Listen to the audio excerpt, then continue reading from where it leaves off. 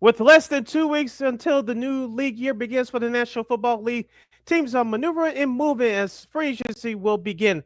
Will the Bears be part of that solution to solve their own issues and on the roster? We'll give you our predictions coming up.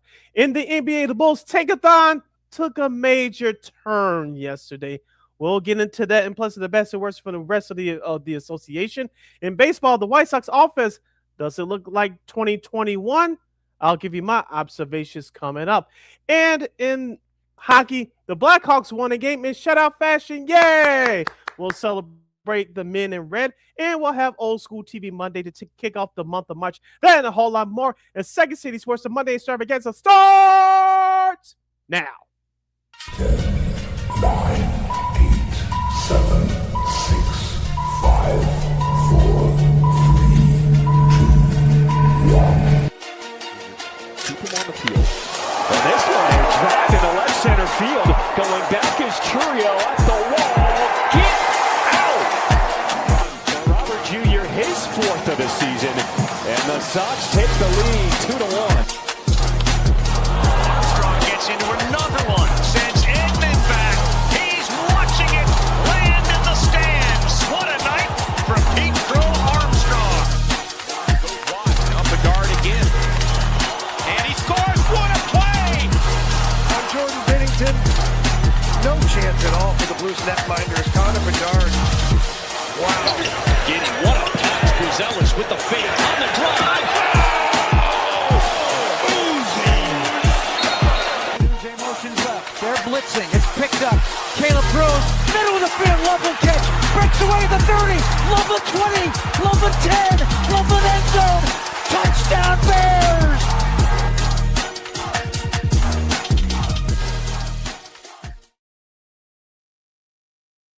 Welcome to the Monday extravaganza edition of Second City Sports, the first show for the month of March. You're locked and loaded, and we're live in living color right here on Sports Soul Chicago. LaKeena McGee is she. Sidney Brown here, you know is me. You can follow yours truly on the Twitter, X, and the IG at SidKid80. Once again, it's SidKid80. That's SIDKID80. That's SIDKID80. You follow LaKeena McGee on the Twitter, X, and again, IG. Be sure to download that Sports Zone Chicago app wherever you get your apps. Please follow Sports Zone Chicago on all social media platforms of Facebook, X, Instagram, and YouTube. And thank you very much in advance for your support. Like, share, subscribe, and tell your friends. We are unapologetically fun, and we have very definite opinions. If you have any definite opinion during our 2-hour extravaganza we call a Sports Talk Radio Show, you better hit us up at Sports Zone Chicago's Facebook page or at Sports Zone Chicago on YouTube. Type in those questions or comments in the comment section. LaKeena will get the up on the screen for you.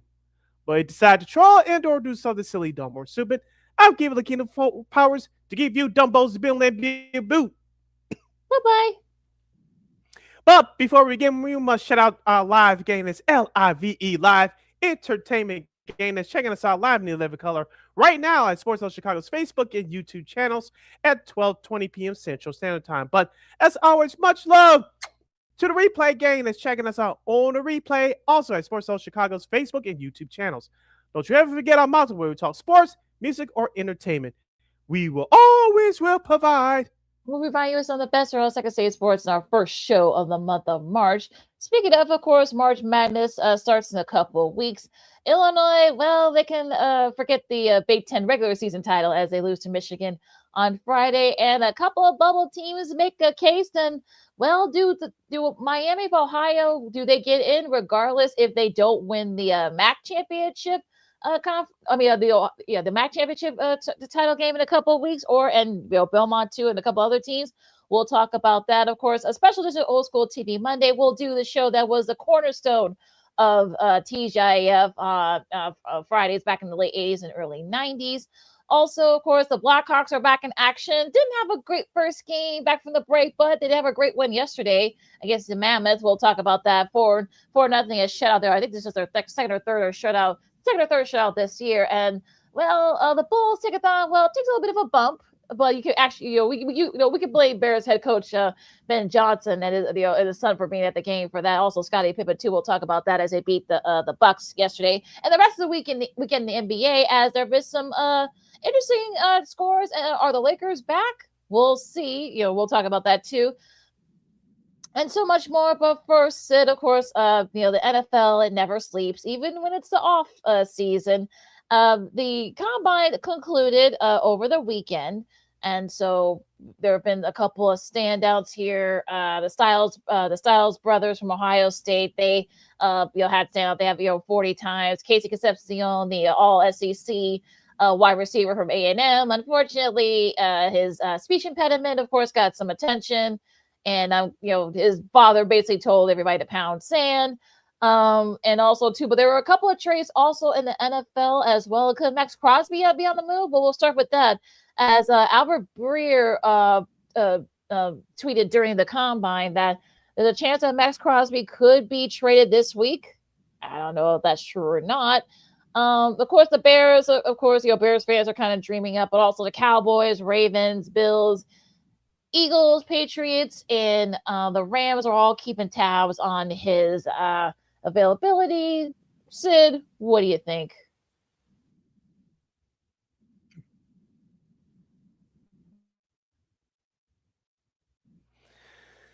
Hopefully, this situation will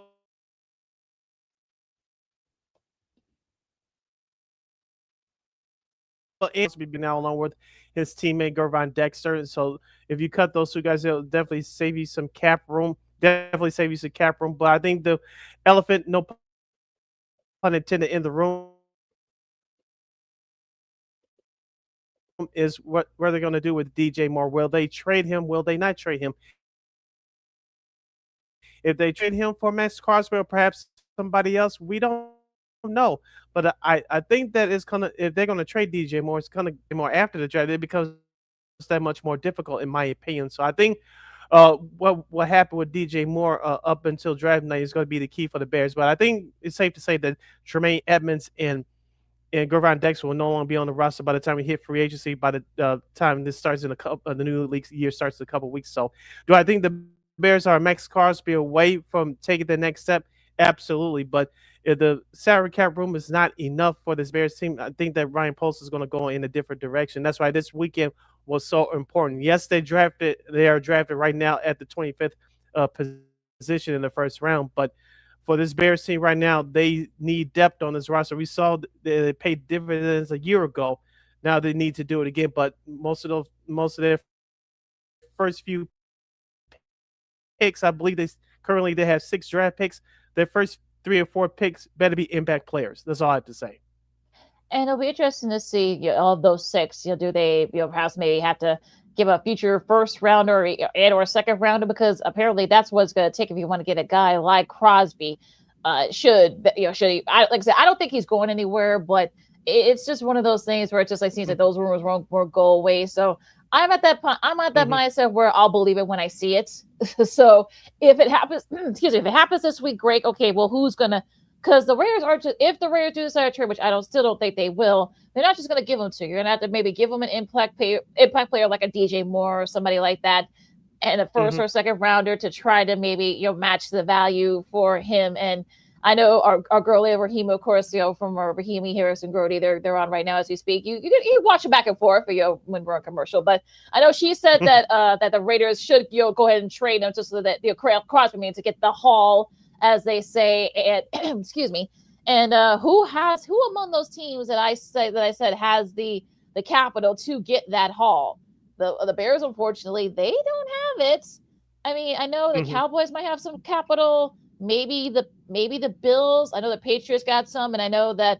Well, we know how the Rams are, F them picks, as Leslie would say. But their draft picks have actually paid dividends so far, the last couple of years. So I don't know if they're going to want to do that either. So yeah, who's going to give them that haul, as they say, and get Crosby? Yeah, as we say, excuse me, as we say every year around this time, heading towards the draft, and the last week's heading up to the draft, it's Lions season. Teams are going to say, well, we didn't look at this guy, and they scouted another guy. Well, we didn't trade up to get this guy. We traded down to get that guy, and blah, blah, blah, blah, blah. What the Raiders will tell you right now, we're not trading Maxx Crosby unless to get the deal that we want. That's all this is. This really is all this is. You listen to because I don't know how much Tom Brady's influence that he will have regarding this situation. I'm sure he'll have some say in it, but outside of that, if the Raiders like a deal that they completely knock their socks off as they're trying to rebuild, assuming they take Fernando Mendoza out of Indiana with their first pick, the quarterback, they're rebuilding. So if the Raiders like a pick, like the trade on their side of the deal that just knocks their socks off, they're going to take their deal, and they can spin it around later and say, well, we had to change your heart and blah blah blah, trying to spin it in their favor. But until they get a deal that they like, Max is going to remain a Las Vegas Raider. You listen to Second City Sports on Sports Chicago. LaKeena, McGee, Steve Brown with you. Talking some Bears and NFL. Well, I don't want to say shenanigans, but there have been a couple of trades so far. One of the early trades, the Texans and the Browns have agreed to on a trade to send Texas right tackle Tyler Howard to Cleveland in exchange for a 5th rounder. So the Browns get some much needed O-line help for, of course, new head coach Tom Monken and Shedeur Sanders. But the big trade that I guess if you depend on who you talk to is surprising. Maybe it isn't. The Lions trade, of course, the knuckles of the Sonic and Knuckles tandem, David Montgomery to the Texans. This is according to Tom Pelissero, Ian Rappaport, and Adam Schefter. They get a compensate. They get the. They're also, or the Texans are sending Juice Scruggs, a 4th rounder and a 7th rounder for him. So this was definitely, as we talked about before we started recording, so this is definitely more of a cap thing. I know that this will give the Lions room to extend Jahmyr Gibbs, and perhaps maybe even draft another running back. But this actually definitely beats up that backfield for the Texans, which they desperately need. Yeah, especially given the issues that they had at that position over the last couple of years. Joe Mixon as one of them, and they had other guys fill in and out. Name whoever, pick a name out of a hat. This would give stability to that Houston Texans offense. We know the type of receivers that they have in Nico Collins and Tate Dell when both of those guys are healthy. I know C.J. Stroud took a slight step back last year in his sophomore season, but this would give him a dual running back at his right hip, and that'll take some pressure off him so he can do what he did in his rookie year. So I like that move for the Texans, as you mentioned. For the Detroit Lions, this is a salary dump, and they just like the Bears. They're worse. They need to.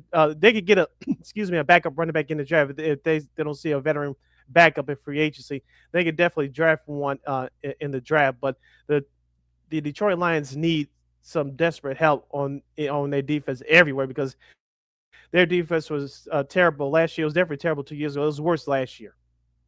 Yeah, it was. So yeah, that definitely gives them that backfield. And also, the Chiefs informed whether their starting right tackle Jawan Taylor that he will be released at the start of the new league year, barring if they could trade him. This will save them about $20 million inside a cap, so they'll be under the cap. We know that Patrick Mahomes has restructured his deal to give him some money to help the restructure his contract to help make him some moves. So could Jawan Taylor be maybe, because should the Bears take a flyer on him? Maybe they take a look underneath his sleeve, but I don't know. But it's just so many options that Brian Poles, the GM, has for the Chicago Bears. So I think that we talked about Maxx Crosby. It looks like that they're not going in that direction. You look at the free agency class there, and you may find a diamond in the rough there. But I think that this path towards the Bears building their depth again will have to come through the draft. I think the question on the table, and I think we're gonna ask this real quick. I know we're gonna ask this between now at the end of April when the draft commences.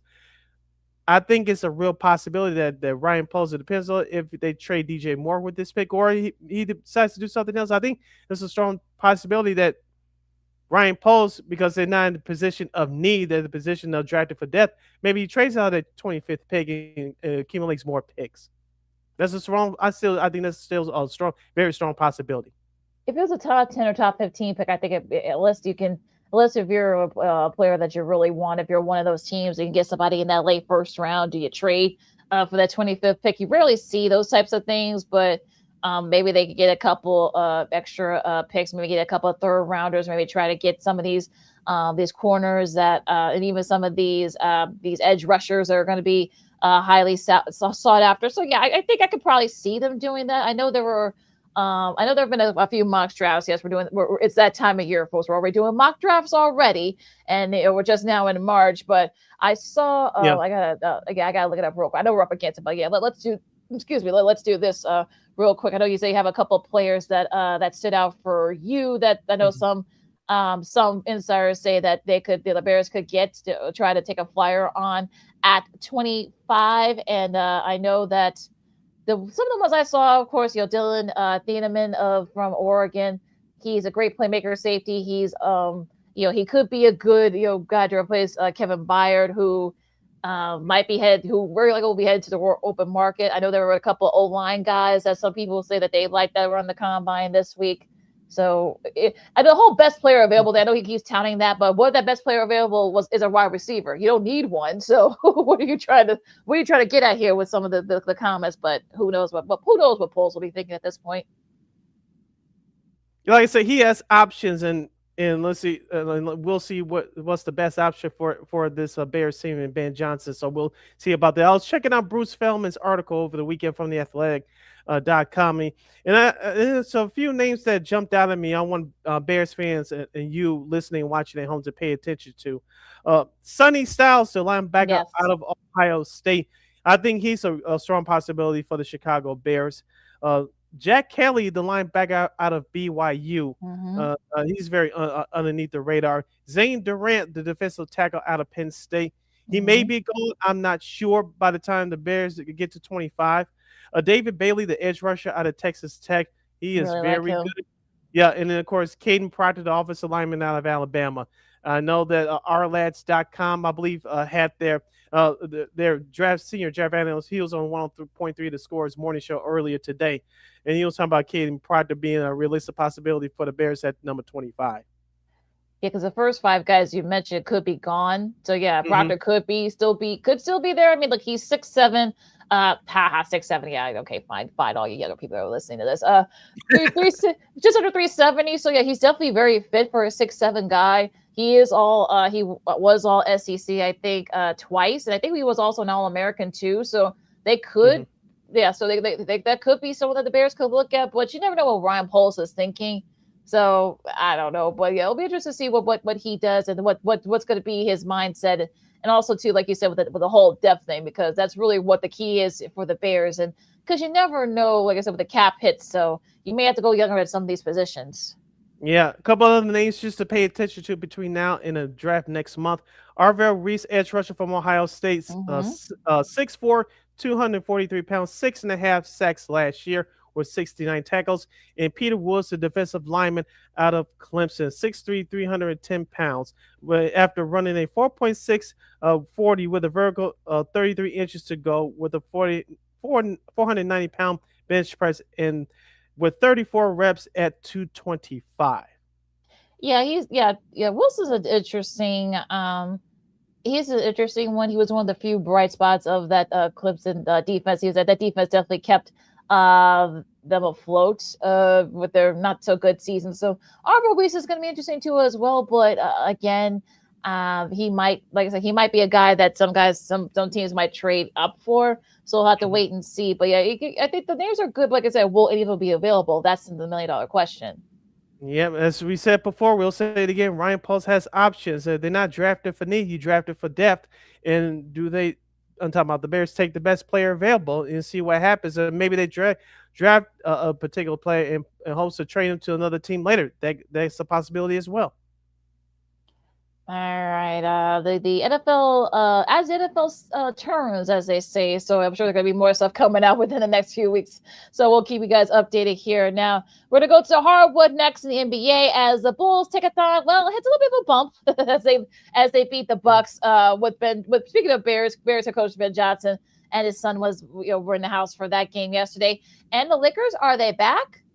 And also to a couple standout performances this weekend in the NBA. We'll have all that and a lot more. LaKeena, McGee, City Brown, Second City Sports on Sports Social Chicago. NBA this weekend talk coming up right after this.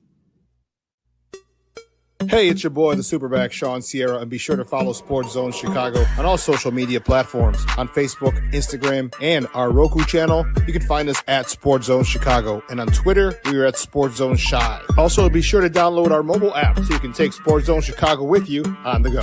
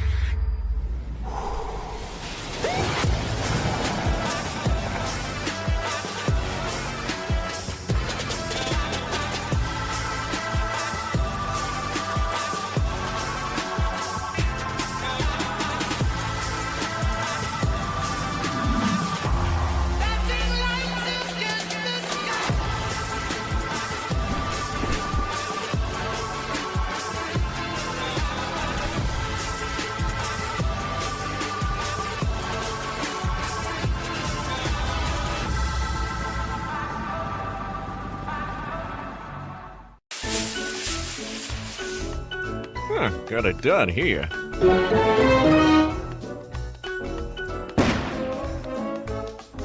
Ouch! And we're gonna make sure you lit this time. Ouch!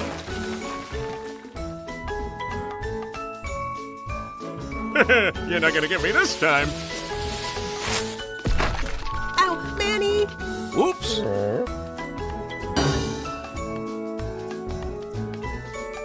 Let's try an easy one.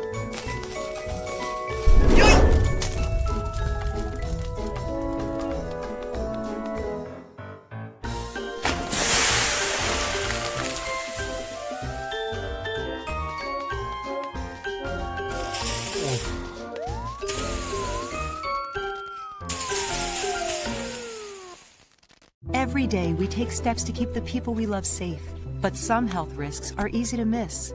Ticks hiding in the yard can spread germs, like the ones that cause Lyme disease.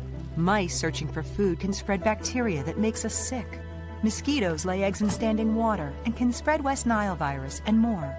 Cockroaches are drawn to water in the home, leaving behind allergens that can trigger asthma attacks. Common pests can threaten our health. Learn how to protect your family at pestworld.org.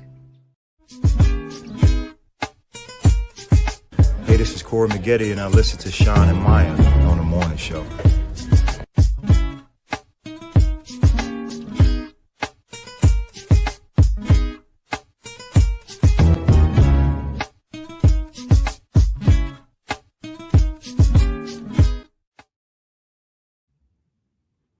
Welcome back to Second City Sports on the Monday Extravaganza edition, the first episode for the month of March. You're locked and loaded in real life and living color right here on Sports Zone Chicago. Sid the Kid is me, LaKeena McGee is she. You can follow yours truly on the Twitter, X, and the IG at SidKid80. Once again, it's SidKid80. That's SIDKID80. That's SIDKID80. You follow LaKeena McGee on the Twitter, X, and IG. We're diving into the Bulls and the NBA for this half hour. So if you have any questions or comments regarding those subjects, you can definitely hit us up at Sports Zone Chicago's Facebook page or Sports Zone Chicago on YouTube. Type in those questions or comments in the comment section. LaKeena will get the up on the screen for you. All right, going to the NBA from this weekend. The Bulls, well, the Tick-a-thon took a bit of a speed bump this weekend. Yesterday in particular, as they beat the Bucks 120-97. And of course, this is with Bears head coach Ben Johnson in the house with his son. Also, Scottie Pippen was also there in the press box as well. They were yucking it up, as the kids would say. And 20 points for Montez, each from Montez Rosales and Josh Giddey. 22 off the bench for Colin Sexton. And it was just like one of those days where I don't know what the heck happened yesterday. I know that it's interesting out there in Milwaukee. Of course, no Giannis. I know we know how much Giannis left to play. We probably won't see him anymore this year as he's trying to get traded. Bobby Portis had 18 points. A former Bull had 18 points off the bench for the Bucks in the losing effort there. The Bulls were 18-49 for 3-point range. They were 51% from the field, so I guess that's probably one of the reasons why they were able to. They jumped, especially in that second half. They outscored the Bucks 33-8 in the fourth quarter. Mhm. I mean, okay, that's nice. Okay, let's get back to tanking now. Okay, you got your one win, with Ben Johnson in the house. You got Milwaukee. Okay, fine. Now we can go back to tanking. As we said, LaKeena, before, since the trade deadline, we'll say it to the end of the year. This is going to be an open audition. Who's going to be a part of the future of this Bulls team? And a couple of players made that case for yesterday. Leonard Miller, in 27 minutes, actually he scored 15 points, grabbing 5 rebounds, dishing out 4 assists. And of course, Nick Richards, one of those pieces that the Bulls, I think, will like to keep around, but we'll see what happens. In 27 minutes of action for him, he had 11 points, including grabbing 7 rebounds. And Colin Sexton, who was drafted the year LeBron James came back to Cleveland before he was traded on draft night. In 32 minutes action, he had 22 points, including 9 of 14 shooting overall, 3 of 8 downtown. So the bench guys stepped up big time yesterday, as you mentioned, part of that 33-8 run in that fourth quarter, including a 20-0 run to start that fourth quarter. And that's what carried the day for the Bulls. But as we talked about before, Montez Buzelis, you love his confidence. You love his aggressiveness. You saw that in action yesterday. He had another Showtime dunk. He had 20 points overall, including 4 or 9 shooting for downtown. I know some people want him to return to DeMar DeRozan and shoot for the mid-range, but I like to see him improve his outside shooting touch. You saw some signs of that yesterday. And well, it looks like the Tankathon might be back on, as their Bulls' next game will be tomorrow, as they host the reigning champion Thunder. So again, if you take that for what it's worth, I mean, we'll see what happens in that game tomorrow. I know the Thunder, they had well, I mean, it'll be interesting what the Thunder move will be. But yeah, I'm kind of interested to see what happens here. But yeah, they've got a tough after the Thunder game. They've got a tough West Coast trip after that. So they play Phoenix later this week. So again, the Bulls could go back to tanking. So we'll see what happens with that. But yeah, okay, yeah, you beat your rivals. Okay, yeah, let's go back to your regular scheduled programming of the Tankathon. Because speaking of some breaking news from Sean Charnia, Milwaukee. For Milwaukee, Giannis will return tonight against the Celtics. So, if you're the front office for the Milwaukee Bucks, you got to be very careful here. I'm sure they're gonna have Giannis on the minutes restriction. Technically, the Bucks are still in as far as the play-in tournament is concerned.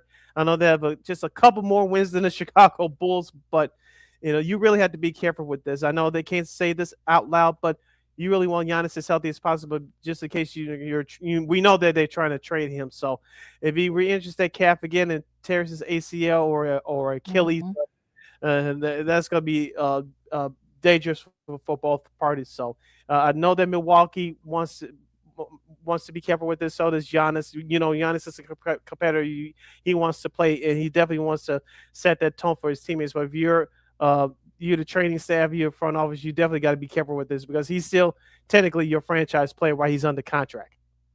Yeah, if you're in Milwaukee, it'll be interesting to see what happens there. I'm sure they probably have talked about it. Giannis, the front office, talked about maybe a minutes restrictions and such. So yeah, the right cap is always, because you're playing with the Achilles, you're playing with the ACL, like you said, and we've seen guys actually injure those things when they're coming back from a calf injury. So they're going to have to trade very lightly here when it comes to this, if you're Giannis and the Bucks here. For the Bulls, going back to the Bulls for a second, of course, after the OKC game, they'll start their West Coast trip. They've got Phoenix, Sacramento, Golden State, and both LA teams to finish off that week that are going to be out west. So they may win one of those games, maybe 2, I guess, if you're trying to be funny here. But yeah, so the Tankathon will probably be on starting tomorrow night. You're listening to Second City Sports on Sports Zone Chicago. LaKeena here with you on this Monday extravaganza, the first episode for the month of March. Thank you very much for joining us. You want to hop in the comments as we talk Bulls and the NBA for this segment, you can do so at Sports Zone Chicago's Facebook page or at Sports Zone Chicago on YouTube. Type in those questions or comments in the comment section. LaKeena will get the up on the screen for you. Reviewing some of the key games from last night. Speaking of OKC, Shai Gilgeous-Alexander, your reigning MVP, returned to action last night as the OKC Thunder beat the Dallas Mavericks without Cooper Flag 100-87. SGA dropped 30 points, while his teammate Chet Holmgren added 19 points and 9 rebounds. Yeah, I mean, I think this is a good sign if you're the defending champs, having your best player back. And you've held out the fort pretty well with him being gone, but this is a good thing. Kind of sort of get back to his groove. 30 points, pretty good. He took advantage of a Dallas team without Cooper Flag. They're kind of tanking at this point, sort of. So you build some confidence there, especially as you travel to the Bulls, particularly their road trip, like I said, tomorrow night. Yeah, let's see if SGA will play. Like you said, it's not a back-to-back situation. I know they're on the plane right now, if not already, making their way to Chicago on time of OKC. So if SGA plays tomorrow night, I'm sure in a perfect world, they want to be on the minutes restriction, blow out the Bulls so you get some much-needed rest.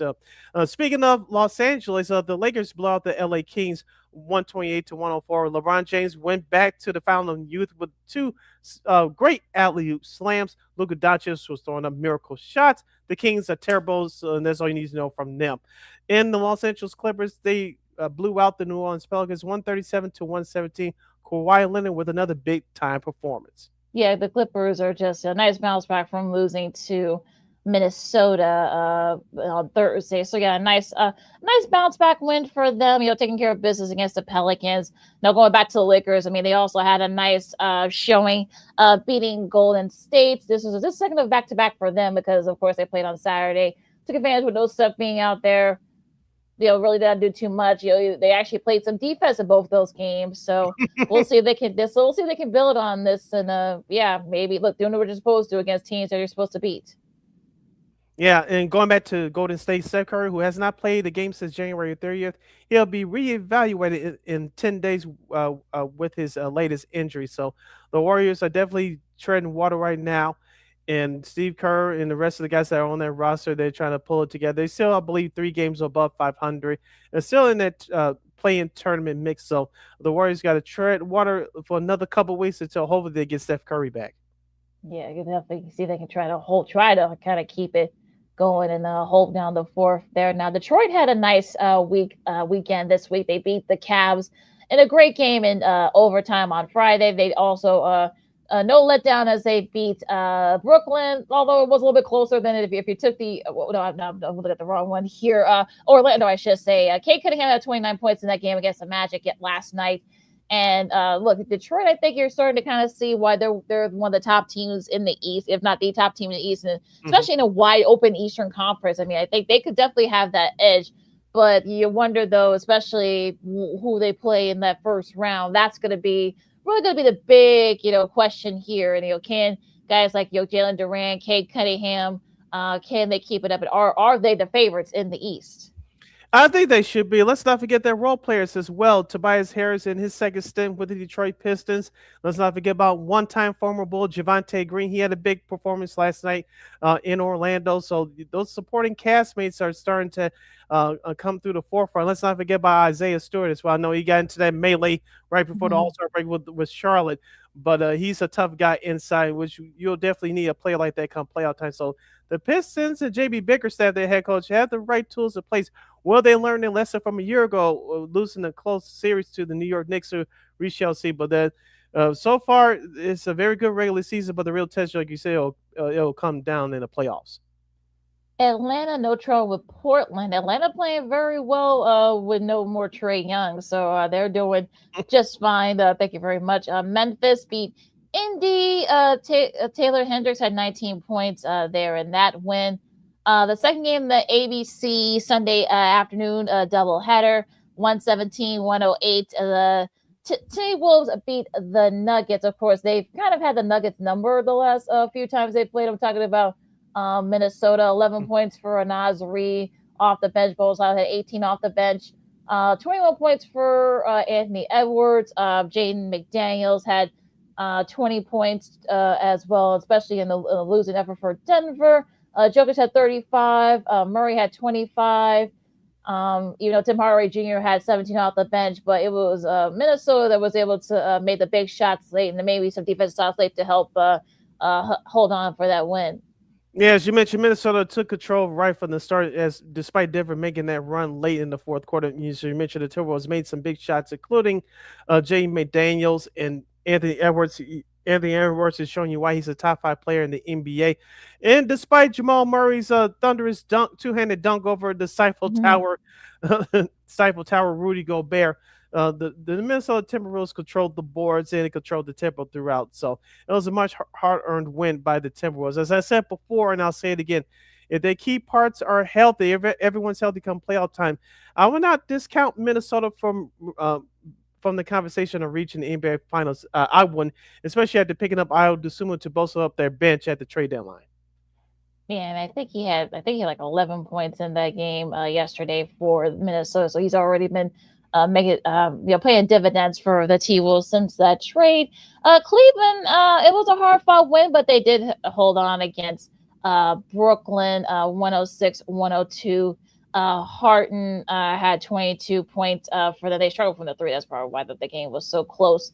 The Knicks took care of business. This was the first game of the ABC doubleheader against San Antonio. Mikal Bridges had 25, which is a season high for him.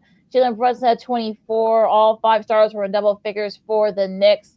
Wemby had 25 for San Antonio. Devin Vassell had 18. 13 points for Stephen Castle, but that was about it for the rest of the Spurs. Yeah, despite that dunk by Wembanyama over OG Anunoby, the Knicks picked up the tempo in that second half, especially they turned it up defensively in that fourth quarter, as you mentioned. All the supporting cast, despite Carl the Italians not having a big game, they came up big with big shots in that fourth quarter to put that game away. I know the Knicks, people are worried about them, and I think they're getting their group back. They just had to stay aggressive defensively and have other guys besides Jalen Brunson step up every night. And Carl the Italians, he has to set that tone. You mentioned about Mikal Bridges and Landry Shaman, who's been playing very well these last few weeks, coming off the bench as well for the Knicks. Their role players have to keep up with some consistency as well. Yep.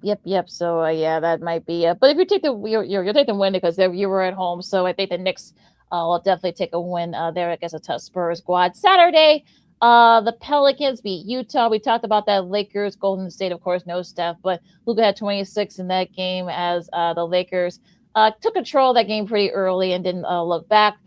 Toronto, if you took the over on this one, you had a nice start to your weekend. Toronto beat Washington 134-125. Emmanuel Quickley had 27 points, a season high for him. Bam with 24 as the Heat. I guess you can call this an upset, if you will, as they beat Houston, although they were hosting them. So you probably say maybe it wasn't upset, but even still a really nice win for Miami.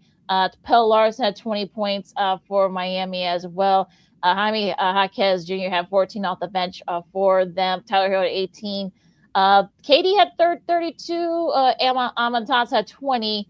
All 5 stars were in double figures, but the 3-point range was really kind of the key for Miami in that game. Yeah, if you're Houston, you've been having your problems, especially on the road as of late these last few weeks. Kevin Durant is going to do his thing, but if you're trying to depend on him at playoff time to be a leader, that's going to be a problem. Alfred Şengün, he should step up. Amen Thompson and some of the other young guns, especially in that starting line, they need to help out Durant because come playoff time with him on your roster now, he's going to see double and triple teams, and who's going to be that second, third guy to step up? And that's the question that the Houston Rockets going to have to answer between now and playoff time. It's nice to have a killer scoring in Durant in crunch time, but if you're dependent on him to carry you guys through the whole game, that's going to be a problem, especially with Durant. He's still good, but especially with him being injured prone at the age that he is now in his late 30s, you can't depend on a guy like that every night. Yeah, and I think that's what happened on Saturday in that game. Guys like, I know Thompson, he kicked in with 20 points for that, but Alperen Şengün, he only had 13. He could do a little bit more. Clint Capella had 7 off the bench. He could do more as well. So yeah, you definitely if you're you can't always depend on. I know KD's got the playoff experience, that's why you brought him in here, but they're gonna have to someone's got to step up and help him out. So we'll see what happens. All right, quickly, your results from Friday's action. The Thunder beat the Nuggets by 6 in overtime. The Grizzlies take care of the Dallas Mavericks. The New York Knicks blew out the Milwaukee Bucks in Wisconsin. The Celtics manhandled the Brooklyn Nets. And as you mentioned, the Pistons beat the Cavaliers in overtime by 3 points, even though the Cavaliers had many of their starters, including Donovan Mitchell, that did not play. Before we get to this week's schedule, LaKeena, I don't know if you were listening to or read anything from the Boston Celtics camp, but as we talked about for the last couple of weeks, Jason Tatum is practicing with the team 5-on-5 drills. I was listening to one of their midday shows early today, and they were trying to guess when will Jason Tatum be back. Will he be back in a couple of weeks at the end of the month, in the beginning of April, even though you have like 4 or 5 games left before the regular season ends? What say you about Jason Tatum? And we know that the Celtics organization is going to handle him like kid gloves, and rightfully so, because he is their franchise player.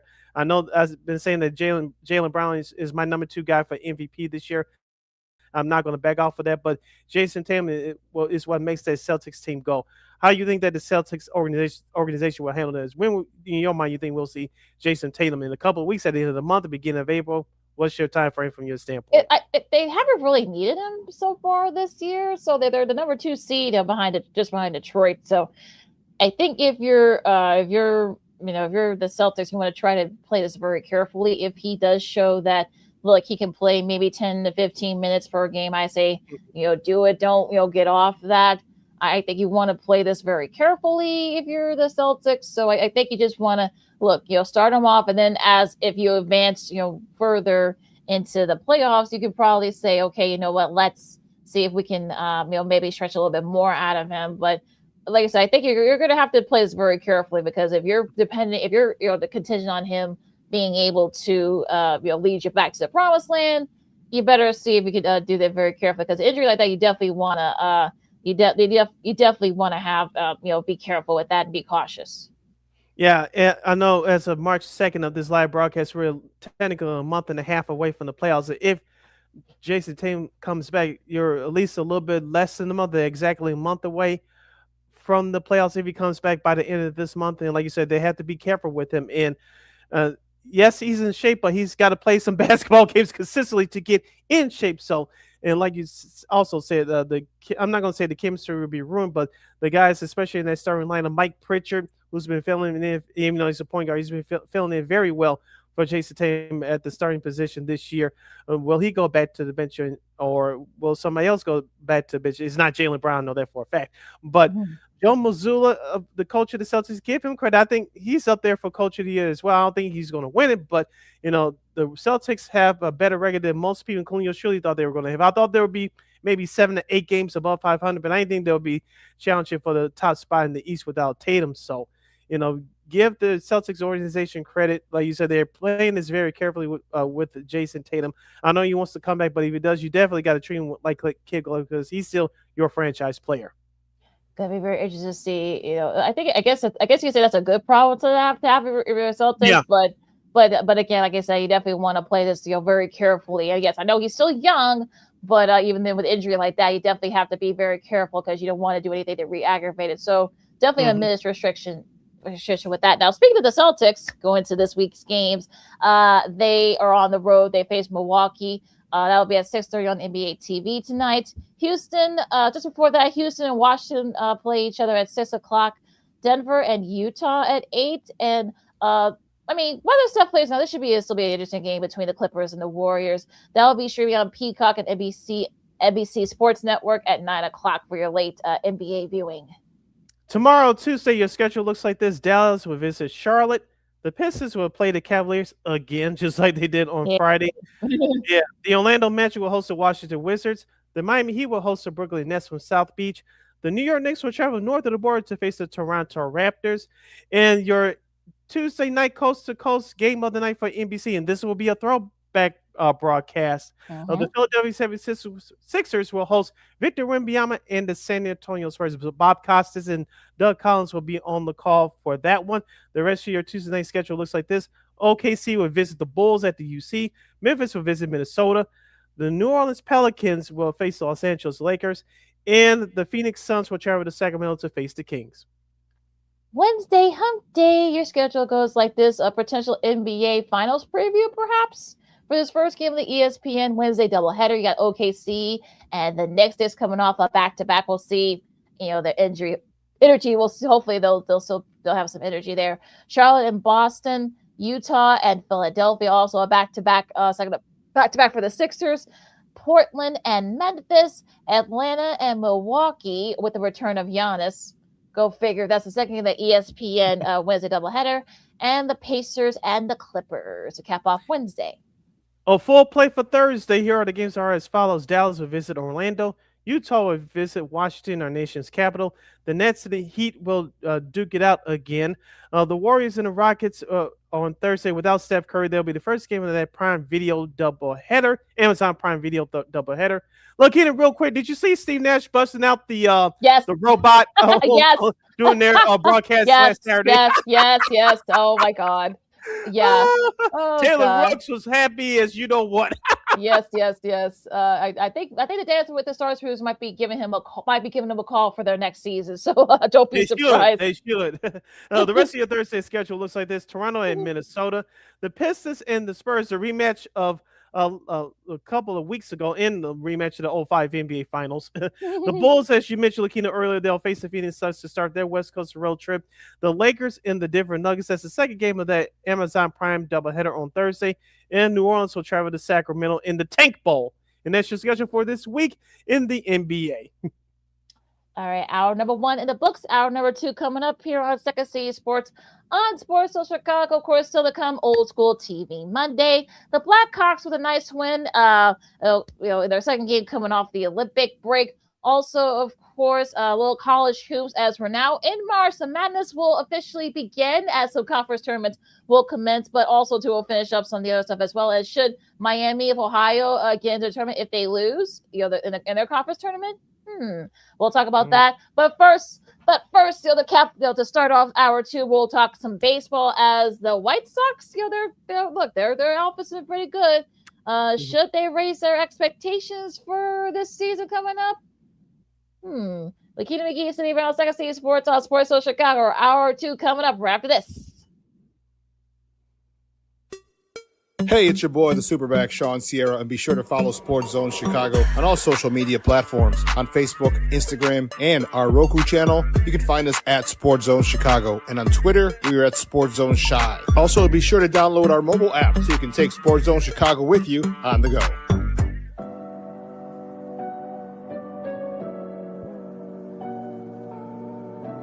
How do you take care of your mind health? For my mental health, I meditate in the mornings. I have my dogs. They're the best. I just find ways that help me just relax. Finding things that make me happy, like being close to my family. I meditate a lot and read books. I have hobbies outside of the game. I'm able to switch off. I'm able to turn my brain off from the game of basketball. Your mind health matters. Your mind health matters.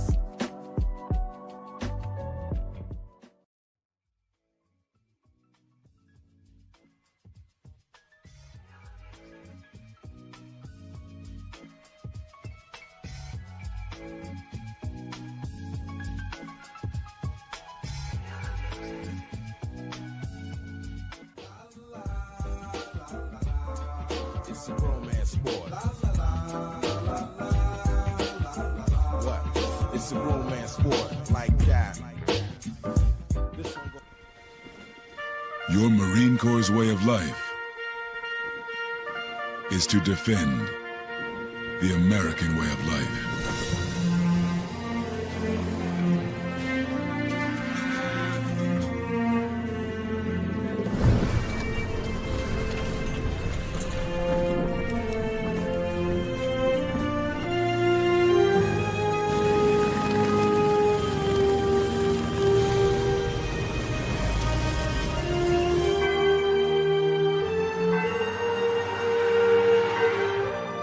Every day, no matter where we serve, we take a stand for our nation, for each other, for us all. The few, the proud, the Marines.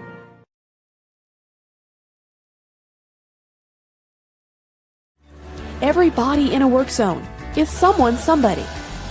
This is my mom. She works for KDOT. This is my dad. This is my mom. This is my daddy. This is my sister. This is my daddy. This is my son, Scott. He was killed while working in a highway work zone.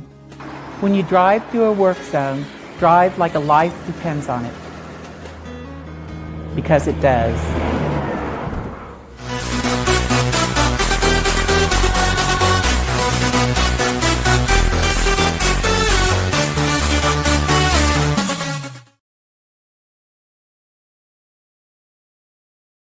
Welcome back to hour number 2 of Second City Sports on this Monday extravaganza edition, the first show for the month of March. You're locked and loaded, and we're live in living color right here on Sports Zone Chicago.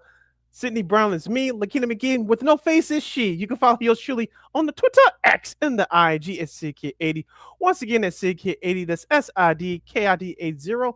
That's SIDKID80. Make sure you follow LaKeena on the Twitter, X, at Keena McGee. Once again, at KEEENA McGee. McGee on the X machine. Well, this to kick off hour number 2, we'll discuss the Cubs and the White Sox, and we'll go into some college basketball as well. So if you have any questions or comments regarding those subjects as we start with hour number 2, you got to hit us up at Sports Zone Chicago's Facebook page or Sports Zone Chicago YouTube. Type in those questions or comments in the comment section. LaKeena, now with her face being back on the screen, we'll get those up on the screen for you. Oh gosh, I mean, you gotta love 21st century technology here, kids. It was like my face disappeared, but well, of course, we're gonna start talking some baseball here as the White Sox are looking pretty good. Edgar Carroll this weekend, of course, he hit his I think it's his 4th home run this spring so far. Sid, and the White Sox, I think they're among the leaders in offense this spring training. Now again, I preface this by saying it is spring training, but a lot of some of these teams, that some of their players are leaving or have already left for the World Baseball Classic. So again, do you think this raises expectations for the White Sox? I think it will a little bit, because we have seen some consistencies for some of the key guys that's on this team right now. Austin Hayes hit a home run yesterday. You mentioned Edgar Carroll, who's a backup catcher. He'll sometimes starting at DH. It depends on the pitching matchup. He'll get some playing time.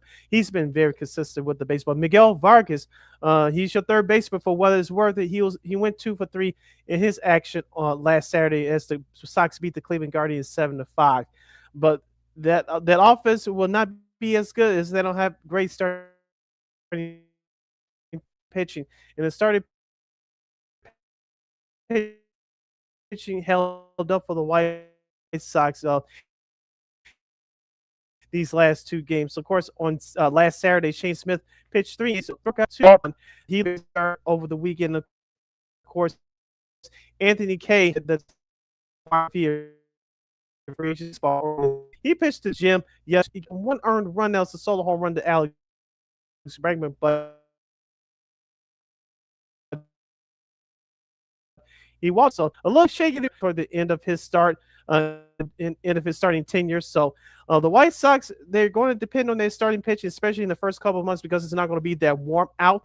But the bats have been cooking, and you gotta love what you're seeing from this White Sox team right now. Not promising 2021 where they manhandled everybody and winning that AL Central, but some of these young guys like Edgar Carroll and Colston Montgomery, who didn't look great yesterday, by the way. But despite that, if you have Edgar Carroll, Colston Montgomery, Chase Mindrop, Austin Hayes, the young guys step up and be consistent, this White Sox team can be a bit more dangerous offensively than what we think we project what we could project.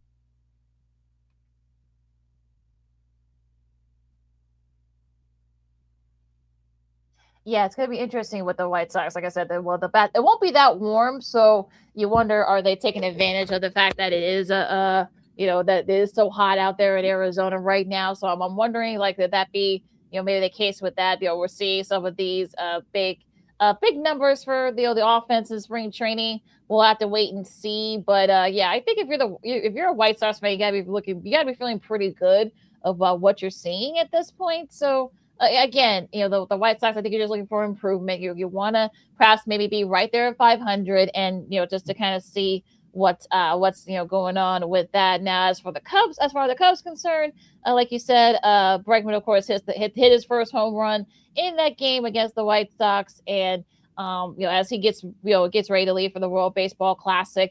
And it's good. I know Shota did not have a good showing in that game on Saturday. He gave up like 3 home runs. So unfortunately, unfortunately that caused a little bit of concern if you're a Cubs fan. But again, I think if you're that kind of like in that mindset that you just want to see if you can see some improvement, see if we can kind of like get the kinks out and see what's going on with Shota and the rest of that group. So we'll have to wait and see if you're the Cubs. I'm not too worried. We saw Shota had these kind of games during the regular season. You just hope it's not a habit. So again, we'll see if what happens with Shota. But yeah, I mean, especially with Justice Steele, you don't know when he's going to come back. So guys like Shota, Tyon, those guys are going to have to try to hold it down while whenever Steele does come back.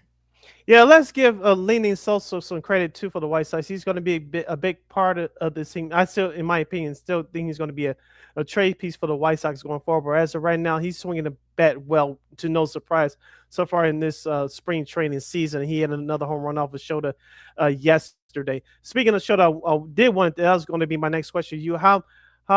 How concerned are you about Shota's bad habits picking up again this spring training? Is your concern level high or is the concern level low? Yeah, it's kind of like mid-level. I mean, like I said, we saw him do this last season, but like I said, I'm not gonna be too worried if you're a Cubs fan. But like I said, you hope that this is just okay.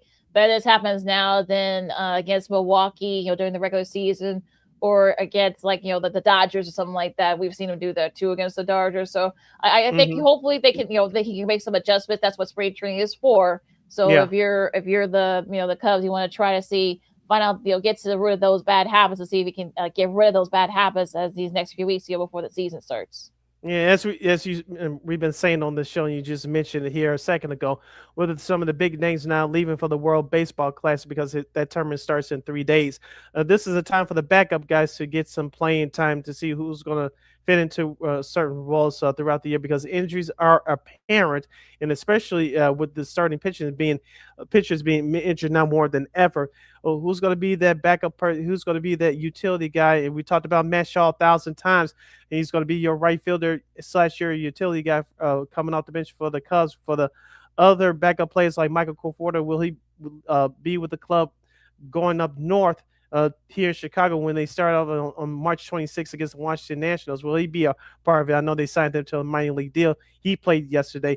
And some of the other young guys that maybe Dylan Carlson, some of the other young guys that Craig House is going to get playing time to because of the big stars will be participating in the WBC. So this is an important time for the Cubs. It's not certainly the wins, the losses are important, but the playing time to certain key guys you definitely want to get a look at. That's what's most important between now and the end of spring training. Now, of course, the World Baseball Classic starts in 3 days, as Sid mentioned. Now, like I said, I'll admit I don't usually watch the World Baseball Classic unless, of course, I have a reason to. So yeah, I mean, for me, I think this is just 3 weeks worth of 2 or 3 weeks worth of baseball, and do a lot of people watch? I think a lot of people do, but yeah, I'm not going to be one of those people. So hopefully, it's a good. We saw what happened a couple years ago when, of course, Japan are the defending champs. But yeah, I'm kind of like, okay, that's nice. All right. Okay. I'm not going to watch a single live minute action either. I'll watch the highlights here on YouTube because of Muni Murakami, the White Sox rookie slugger from Japan. I want to see him do well. Of course, you don't want to see anybody get hurt, and that's the main thing here. But I'm interested to see what Murakami does on the big stage. He participated in the last tournament a few years ago. Now that he's trying to adjust to Major League Baseball, being a rookie, he's going to get a good education of what to expect, as the regular season starts here at the end of the month. Gonna be very interesting though to see. I mean, you got USC, USA, Japan, of course. Those are kind of like your rivals. You got the Dominican Republic, Mexico, Venezuela, Puerto Rico, as well as of course Canada, Cuba, Colombia, Italy, and Great Britain. So you got pools. You definitely Pool B, which will be here in Houston, which will be here in the States in Houston. You got Brazil, Great Britain, Italy, Mexico, and of course the United States. Japan, they're in the Tokyo pool. You got Chinese Taipei, Australia, Czechia, and Korea. So again, I mean, I think the thing is, I think with this, if you're a manager of one of these players that go into the classic, whatever country they're representing, you just don't want them to get hurt. I think that's really what you're looking for at this point. Yeah. All right. Anything else on baseball before we transition? Nope. All right. Well, no. Actually, you know what? Olivier Marmol, of course, got a contract extension with the Cardinals, a 2-year extension. So I guess he's going to be there for the rebuild. So they made that announcement yesterday. So Cardinals missed the playoffs for 3 consecutive seasons, and I guess they're going, they're tearing it down. It looks like, and Marmol's wants to be in that rebuild. We'll see if he gets traded though, but. No, that'll be interesting. Remember, they got rid of Brendan Donovan. Now he's with their Seattle Mariners in the all season. Of course, they got rid of Willis Gutierrez and Sonny Gray, both in separate deals to the Boston Red Sox. So the St. Louis Cardinals are rebuilding. Their fans did not show up the last couple of years. I don't blame them. It looks like outside of the opening day and when they played the Cubs and maybe some of the other American League teams that normally don't play in St. Louis, there's going to be a low attendance again this year. So take a lesson from us White Sox fans. When you disrespect us, you're not going to get the love back. So we'll see what happens with the St. Louis Cardinals. As you listen to Second City Sports on Sports Zone Chicago, Sid LaKeena here with you as we transition over to college basketball. If you have any questions or comments, you can place it in the comment section at Sports Zone Chicago's Facebook page or Sports Zone Chicago on the YouTube. LaKeena, let's get this out the way so I don't have to carry this emotional baggage for the rest of the segment. Michigan 84, Illinois 70 last Friday on national television. The Illini did not have a chance, as we said last week on the show in previewing the game. With the Illini losing their previous game to UCLA in ugly fashion in overtime a little bit over a week ago, they had all this time to get it out of their system. LaKeena, unless I missed something, there was no energy, no fight. Michigan started from start to finish controlling their game. The biggest lead, I'm talking about the Wolverines, was 21. Landis Board did not have his best game. What the hell happened? Or maybe I just stole the words out of your mouth. I don't know. Morez Johnson Jr., he's another one that's really great for Dusty May's crew. 19 points there. Also, Ade Mara had 19 points as well. You can blame those two. They stepped up when Lundenberg didn't have his best game. 6-11, 2 for 6, only 16 points. But like I said, I mean, those Mara and Johnson Jr. hold it down for them, and he has some nice contributions. All the best, although they do lose LJ Casson for the year with the torn ACL.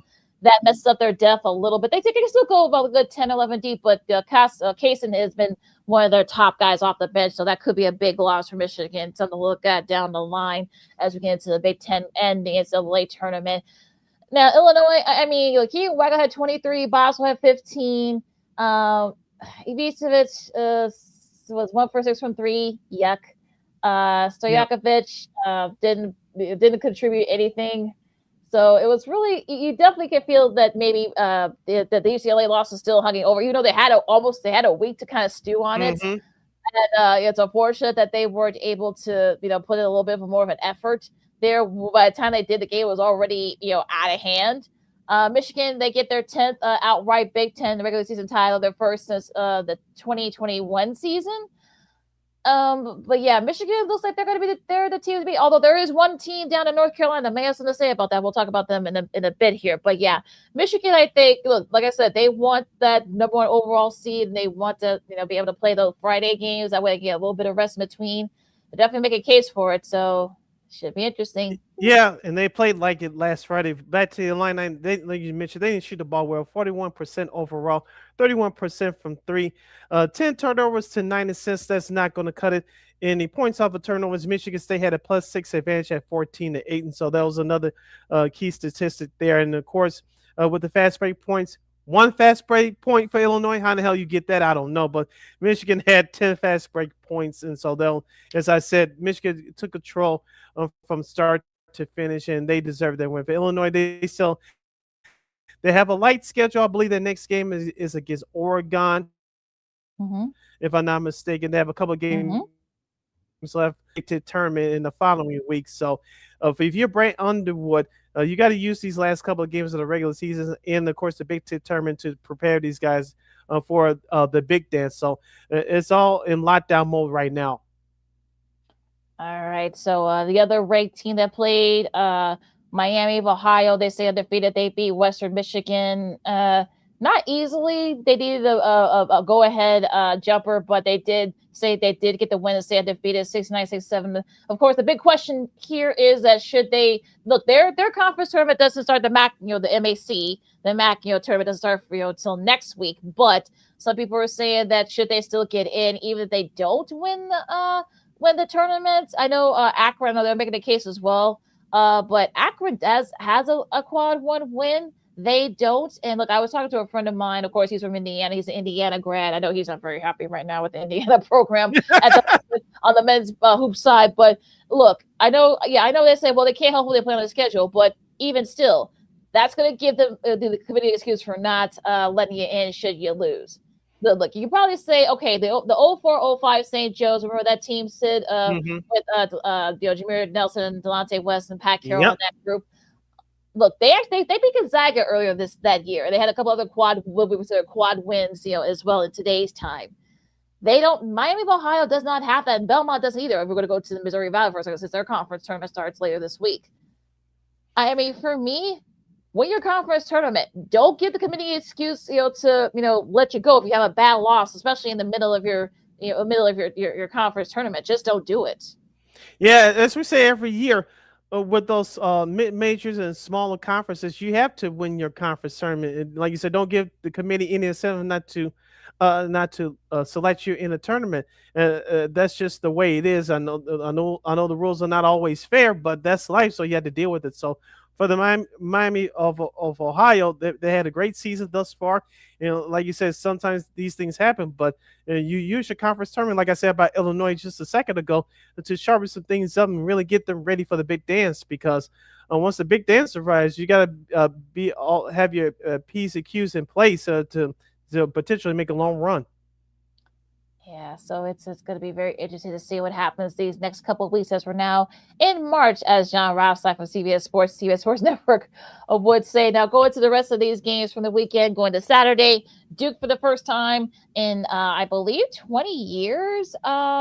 They win the outright ACC title. They beat Virginia pretty easily. Isaiah Evans had 19 points. And look, I know Cam Boozer did not his best showing, but again, sort of the same thing here that the guys behind him, he had 18 points, but it was really the rest. It was definitely a team win. If you're John Shire, you got to be feeling pretty good about your team going into March. Yeah, with teams like Duke, in order to be good, sometimes your best players are not going to have it, but it's up to your second and third guys to step up, and it's going to take a whole team effort at times to do it. So this is a perfect example of that. Virginia, I know they're having a nice year. I know they ranked number 11 coming in, but for Duke being at Cameron Indoor Stadium at their home court with those crazy fans, they had to take care of business against arguably the second best team in the ACC. So congratulations to them on the win. I still think they're going to be one of the top teams to beat in the big dance. Yeah, they definitely will be. Arizona went on a 13-0 run. They beat Kansas. Braden Burries had 20 points for Arizona. Texas Tech, I mean, look, give them credit. JT Toppin, we thought that that was all she wrote for them. They've gone 3-0 since that injury. They including beating Iowa State in a very rare win over there at Ames. 82-73. Donovan Atwell had 18 points there for the Red Raiders. They're definitely going to be a very fascinating team to watch, during the tournament. Houston, no trouble with Colorado. UConn beat Seton Hall. Florida, they're on their way to clinching the outright SEC title. They just hammered Arkansas. I know Sid was very happy about that when he saw that score. Thomas Ho had 22 points for Florida, and they're now back in the top 5 for the first time since the preseason top 5 back in November. The reigning chancellor quietly. I know Todd Golden doesn't mind them people not paying attention, so I think they're fine with that. But they're kind of sneaking in there. Might get another number 1 seed. Yeah, we'll see what they do in the SEC tournament. I believe it's still in Nashville coming up in a couple of weeks. So they may be struggling, perhaps take that tournament title as well. So we'll see what happens there. A couple of games I want to touch on here. As I said on the show last Friday, St. John's ranked number 15 coming in after losing big time to UConn last Wednesday. I said they needed to get back on track and take it out on Villanova. That they did with the 89-57 victory. But I really wanted to touch on the Arizona Kansas game. I watched that whole thing, LaKeena. I'm not going to say it was a waste of my 2 hours. I don't think it was. But I'm starting to believe in Arizona just a little bit more. Kansas on the flip side, I know Darren Peterson had a good second half, but the rest of that team, I know they had their moments this year without Darren Peterson carrying the loads, especially to a couple of big-time wins. But I don't like the way that they're playing right now. And Bill Self, I don't know what he could do at this point. Maybe Kansas can turn it around and get out of this funk, F-U-N-K, for those of you scoring at home. But I don't like the way that they've been playing lately. And that bad start that they had last Saturday on the road against a tough team in Arizona, that's what really cost them. Yeah, they actually got it down to 2. But look, Arizona went on I think I said 11-0 run, and that was kind of all she wrote there. And look, Kansas is one of those teams where you don't know which Kansas team you're going to get. You could get the team that beat Houston. That's the problem.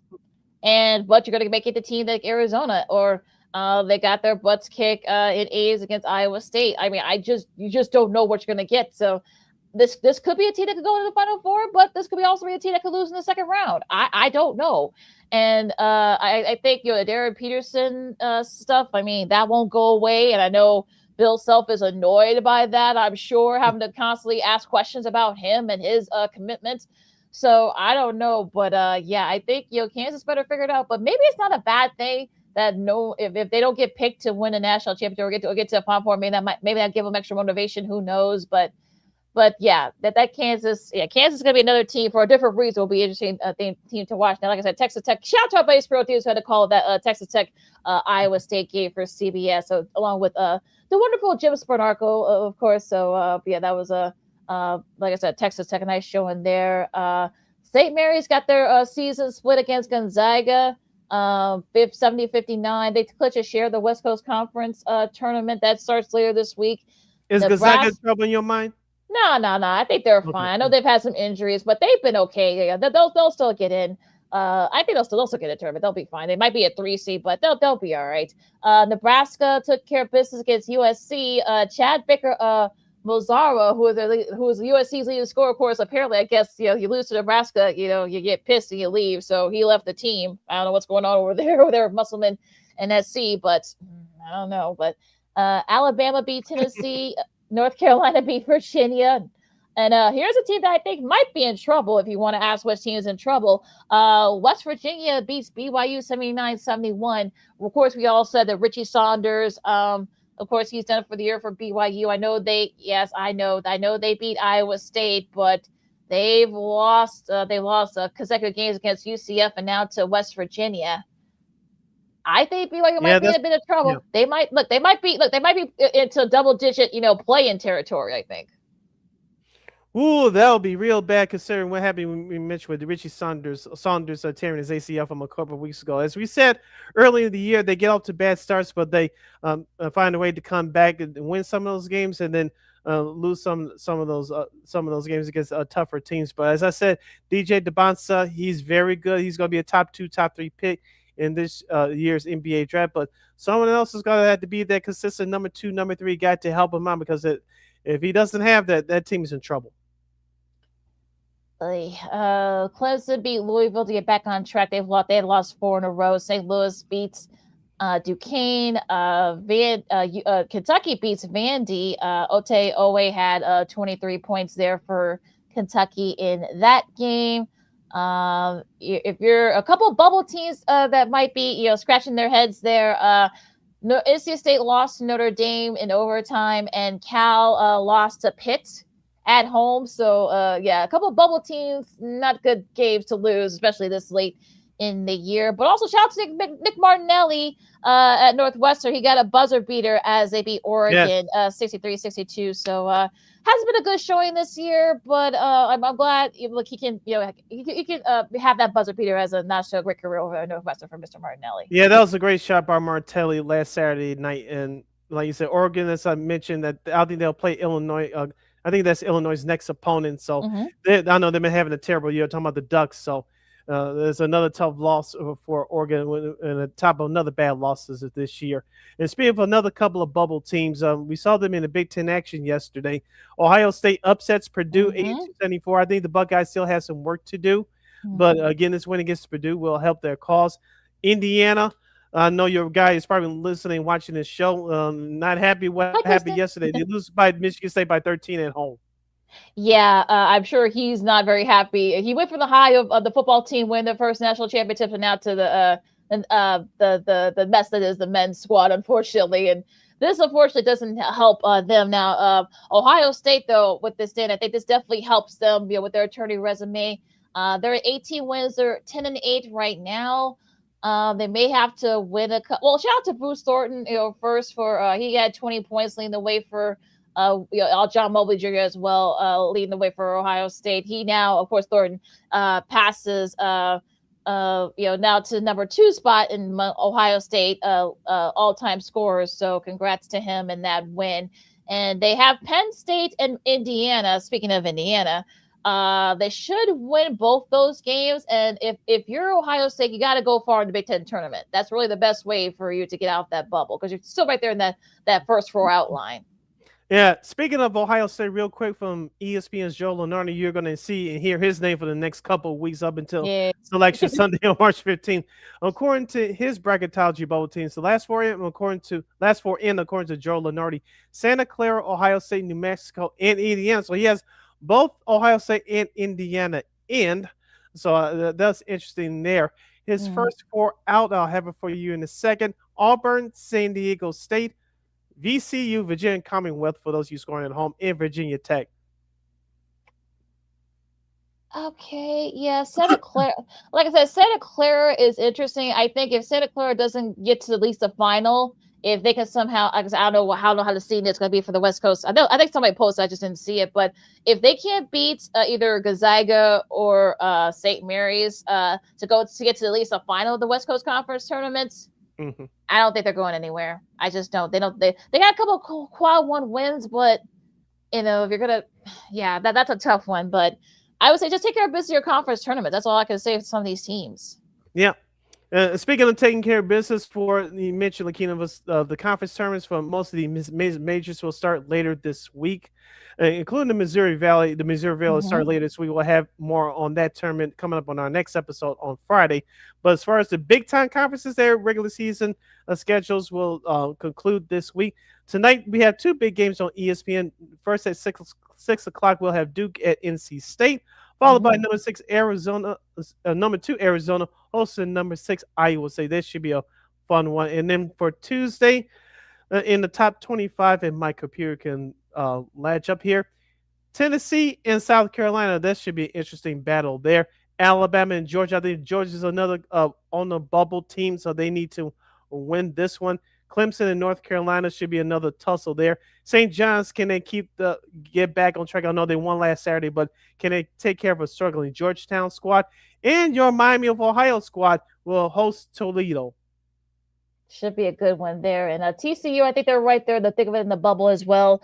They face Texas Tech, and they can beat Texas Tech on the road. This will definitely help them with their resume. That's at 6 o'clock on FS1. Seton Hall, I know they're right there in like that borderline bubble as well. They face Xavier on True TV at 6 o'clock. Kentucky and Texas A&M, Mississippi State and Florida. If Florida wins, they clinch the SEC title outright, the number 1 seed in the SEC tournament. Oregon and Illinois, we'll see how Illinois bounces back. 8 o'clock, that's going to be on Peacock and also NBC. Maybe it'll be on NBC Sports, working on already in progress. There's going to be an NBA game that night as that time as well. Kansas and Arizona State on FS1. We'll see what happens there. Vandy and Ole Miss. That's going to be on the SEC network. BYU, they're now out of the top 25. We'll see how they do against Cincy at 8 o'clock on ESPN2. Remember, they beat Kansas a couple of weeks ago. San Diego State and Boise State on CBS Sports Network. Speaking of Virginia Tech, they host Boston College on ESPNU at 8. Louisville and Syracuse. They host Syracuse on the ACC network. Nebraska, UCLA. If you're UCLA, you better try to win. That's Fred Hoiberg calling, I'm sure. That's going to FS1 at 10. And Utah State and UNLV to cap off tomorrow on 10 o'clock on NBC Sports, CBS Sports Network, I should say. All right, your top 25 schedule for Wednesday are as follows. Number 20, Arkansas will host Texas at 6 p.m. on ESPN2. Number 22, the University of Miami. Their basketball team is 23-6. They'll travel to Texas to face SMU. That's at 6 p.m. on ACC Network.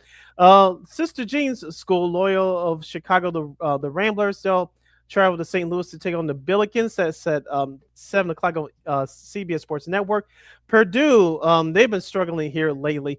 They'll travel to Northwestern to face the Wildcats in Everson. That's at 7:30 on Big Ten Network. And number 7, Houston, the Cougars will host Baylor. That's at 8 p.m. on ESPN2. Yeah, I think if you're Houston, you definitely want to try to improve your seed. Now, Villanova, they faced DePaul on Peacock on NBC and ABC Sports Network. Look, DePaul's not back, folks, okay? I'm just going to – look, I remember that – you remember that Jerry Ray team that got to 05 and 06? Well, they didn't build on that, so y'all stop it. Colorado State and New Mexico on CBS Sports Network at 9. And USC and Washington on BTN at 9:30.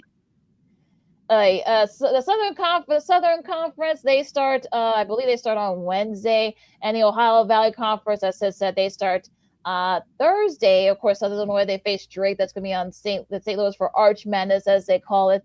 As far as the big conferences, the number 3 Michigan and Iowa on Peacock and the NBC Sports Network. Michigan State hosts Rutgers. They're kind of sneaky, getting good as well. Michigan State on FS1. Let's see what else. I think that, like I said, a lot of these conference tournaments are starting. Like the Ohio Valley, like the Missouri Valley. So those tournaments will officially start on Thursday. Well, Wednesday technically, but yeah, on Thursday as well. So that is the schedule for this weekend in college. This week in college hoops as conference tournament play begins. Yep, and we'll have it all, the recaps all for you here on Second City Sports on Sports Zone Chicago. It's time for our 2-2 timeout. When we return on this Monday extravaganza edition, the Blackhawks get back on track with a 4-0 win over the Utah Mammoth. Anything else that we feel like discussing in our sports potpourri, and we'll have a very interesting edition of Old School TV Monday kicking off the month of March. That and a whole lot more, and you stick and say right here on Sports Zone Chicago. Hey, it's your boy, the Superback, Sean Sierra, and be sure to follow Sports Zone Chicago on all social media platforms, on Facebook, Instagram, and our Roku channel. You can find us at Sports Zone Chicago, and on Twitter, we are at Sports Zone Chi. Also, be sure to download our mobile app so you can take Sports Zone Chicago with you on the go.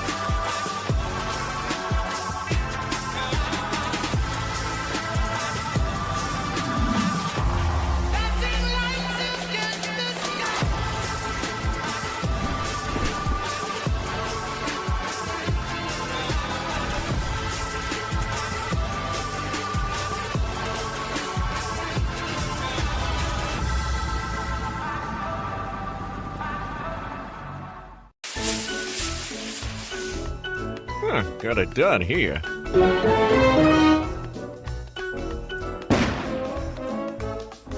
Ouch! And we're gonna make sure you lit this time. Ouch!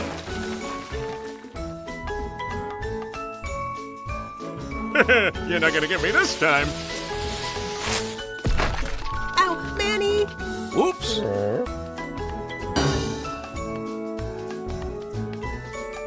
Let's try an easy one.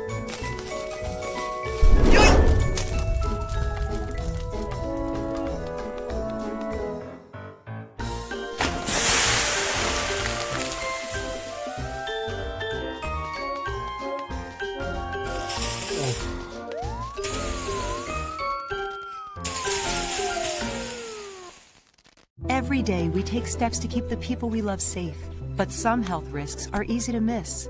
Ticks hiding in the yard can spread germs, like the ones that cause Lyme disease. Mice searching for food can spread bacteria that makes us sick.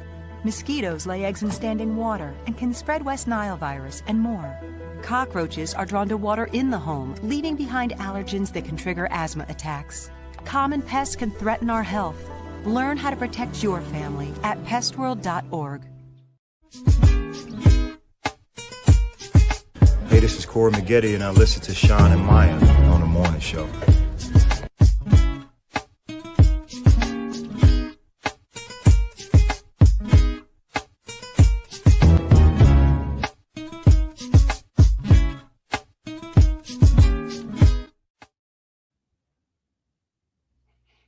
Welcome back to the Monday Extravaganza edition of the program. You're locked and loaded, and we're live in living color right here on Sports Zone Chicago.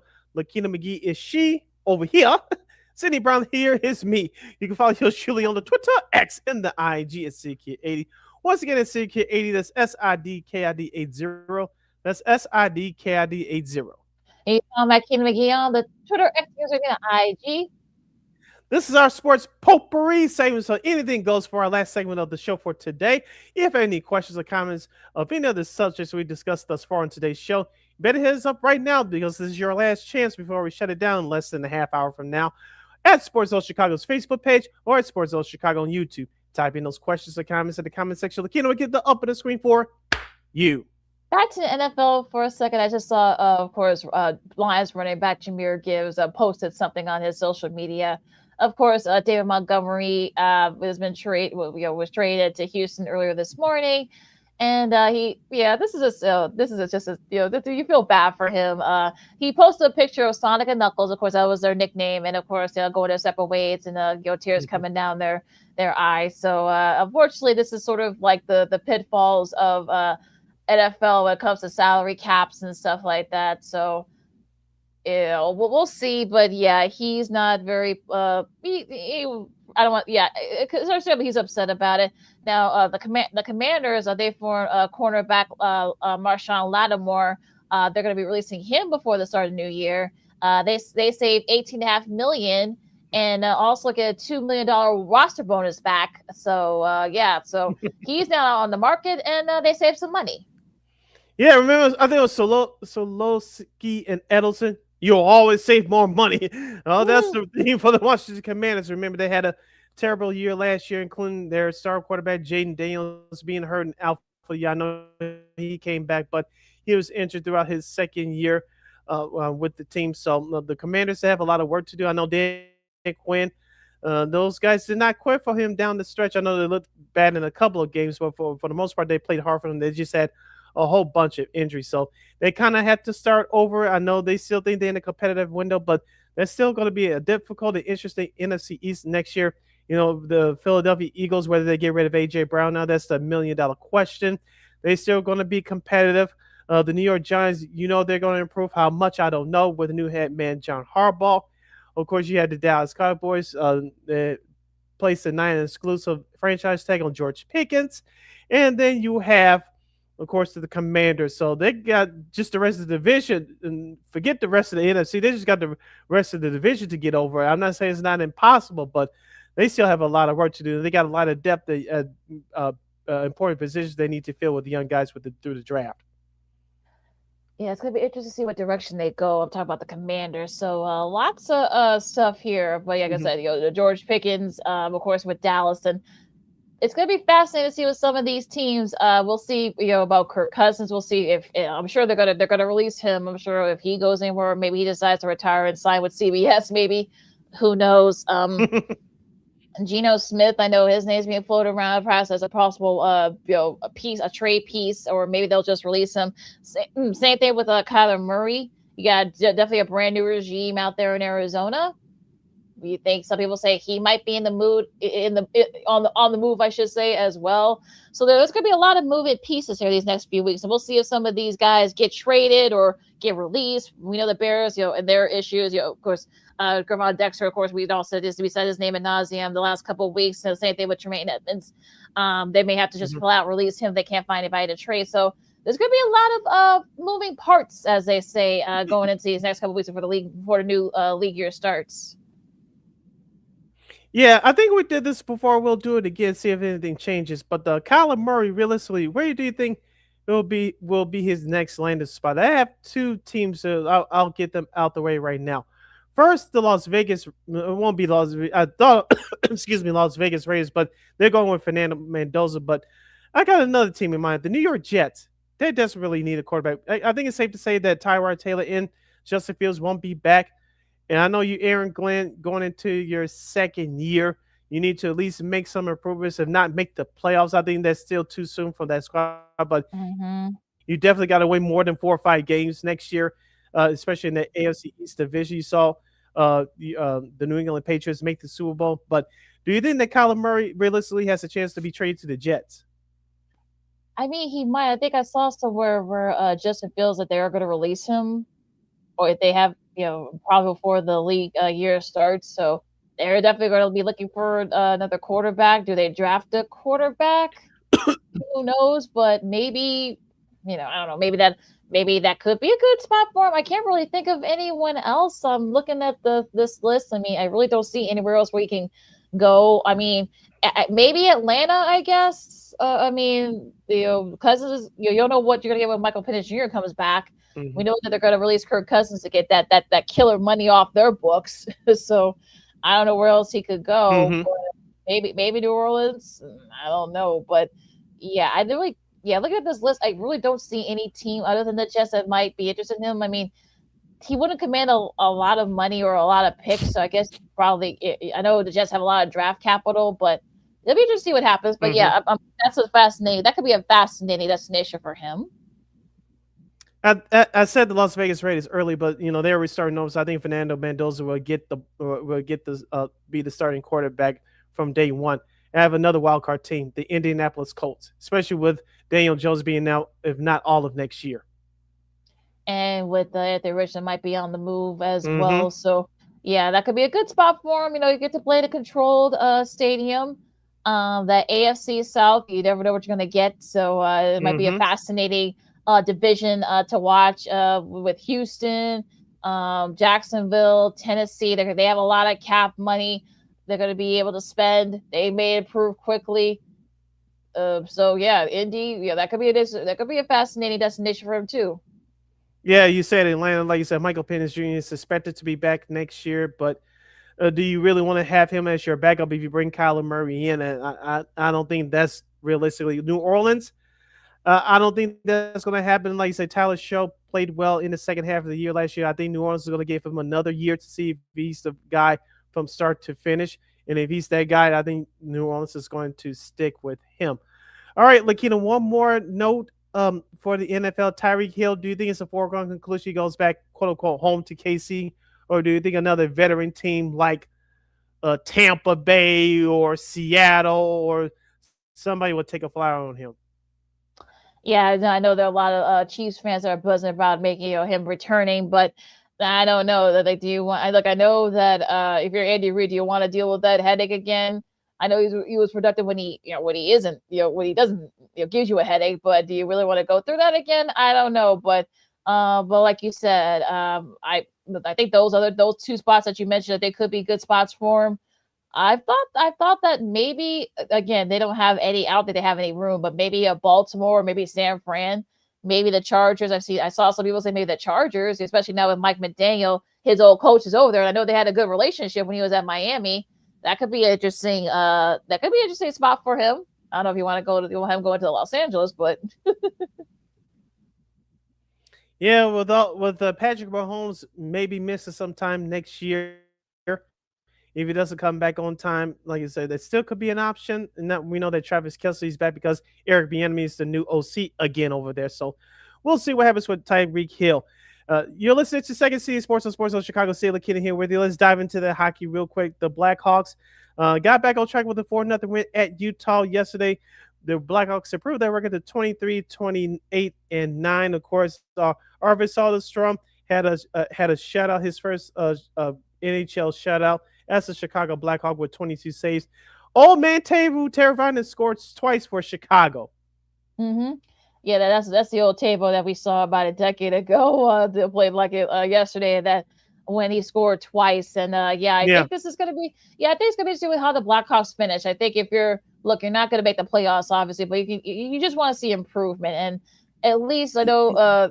I know Colorado. That was not a good showing by them, but first game coming off the break. But look, he took care of business against the Mammoth. They get Winnipeg tomorrow. That game will be on ESPN Plus. So I could definitely see some improvement. If you're a Blackhawk, if you get to 35, if you can win 35, 30, 32 games or something like that this year, that would be a big step up. That's all you can really ask for if you're the Blackhawks. So just keep showing improvement. And I think maybe you can probably have something to build on for next season. And Connor Bedard has 25 goals along with 30 plus assists for this season. So we mentioned he was injured for a big chunk of last year in the South Point campaign. He comes back this year, he's having a great season, so you could definitely have to build off of him. I like Tyler Bertuzzi. He's their version of Dustin Buffalo, causes trouble in front of the net. And, of course, Nick Foligno is their current captain. It won't be too long before Bedard becomes the captain of their team. So I think that's just strategy there. But this Blackhawks team, as I said, they're very interesting to watch. And like you said, Jeff Blashill deserves a ton of credit for getting more out of these guys than most of us expected. So a great job for him. Just taking a look at the standings by divisions. LaKeena, Tampa Bay leads the Atlantic Division in Eastern Conference with 80 points. In the Metropolitan Division, North Carolina Hurricanes leads that division with 82 points, 7 points more than the Pittsburgh Penguins. Sidney Crosby will be out for a month due to the injury he suffered at the Olympics. In the Western Conference, Colorado is not running away with the Central, but they have a 6-point edge over Dallas. And, of course, in the Pacific Division, is going to be a battle between Anaheim and Vegas and Edmonton. Vegas leads that division by 70 points. And speaking of Anaheim, LaKeena, last week, congratulations to Joel Quinn. Yes. I don't know if you saw the video on social media. He got his 1,000th win as NHL head coach. Yeah, I saw that. Good for him. I know however you feel about him during those Blackhawks teams, he is a hell of a coach. So congrats to him on 1,000. Now Dallas, they had won 6 in a row prior to the Olympic break. Well, they've won their first 2 coming back. So they're not, they didn't have no rest for the Brewery there. I know Jason Robertson, of course, that OT goal. I think they were down 2-1 in that game against the Preds. They were able to come back and they won that. They won that game. And it's going to be interesting. So I think, like I said, I think Nathan McKinnon, he might still be a little bit upset about what happened in that gold medal game. So we'll see. We'll see how he does coming back. He leads the league in both points and plus minus. So he might be. Well, he and Connor McDavid might be battling it out for MVP. So that's another race to look out for as well. If you're an NHL fan, if you're following this like we are. The Blackhawks, like I said, they play the Jets tomorrow.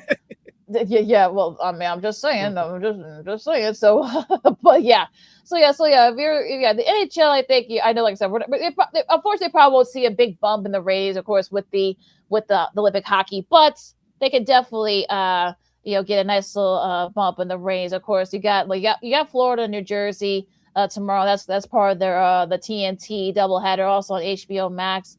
As well as Tampa and Minnesota. That's the second game of that doubleheader on TNT and HBO Max. That game is also streaming, also going to be on True TV as well. So, I think if you're the NHL, you're in a pretty good spot right now. Hopefully, with the buzz from the Olympic break, hopefully get these teams to watch some of these teams, some of these games coming up. Yeah, all right. You're listening to Second City Sports on Chicago City. LaKeena here with you. I know we still have a little bit of time before we close out for Old School TV Monday. LaKeena, I'm looking at spring training right now, live action for those of you watching this live on the Four Atlanta Network, ESPN. It's the Atlanta Braves and the Detroit Tigers. And I don't know if you've been paying attention to some of these team uniforms, at least through spring training. I was looking at Detroit's. I'm not a fan of Detroit at all. Any of the football, basketball, hockey, the Detroit Chicago rivalry. But I like the colors of the Detroit Tigers spring training uniforms. The orange hat and the orange jersey with the D on the left side. I'm kind of liking the color. Now, would I ever buy one to wear? No, because of the Detroit-Chicago rivalry. But I like the colors of the Detroit Tigers spring training jersey. Now, will they bust it out during the regular season? Who knows? I think they should personally to market that. But I'm just looking at the Detroit Tigers spring training jerseys. I'm digging the color. I said the color. Yeah, definitely the navel. There's definitely more of like a tangerine type orange. So it's a little bit. I guess that's supposed to be the color of the tiger, I guess. So maybe that's why. But I think this is usually the time when other than the City Connect jerseys, which look, for some of these teams you can take or leave. But this is sort of like the time you play around with those jerseys and with their colors. Yeah. I don't know if, like I said, I don't know if the Cubs or the White Sox are going to be doing anything like this, for spring training. We'll see, but it's cute. It's fun. I mean, I think it's like, I don't know if this could be a nice neutral color if you're at a gender reveal. That might come in handy too, since if you don't know the gender of a baby coming. So this might be a good way to get that going. Just bust out the orange, yay!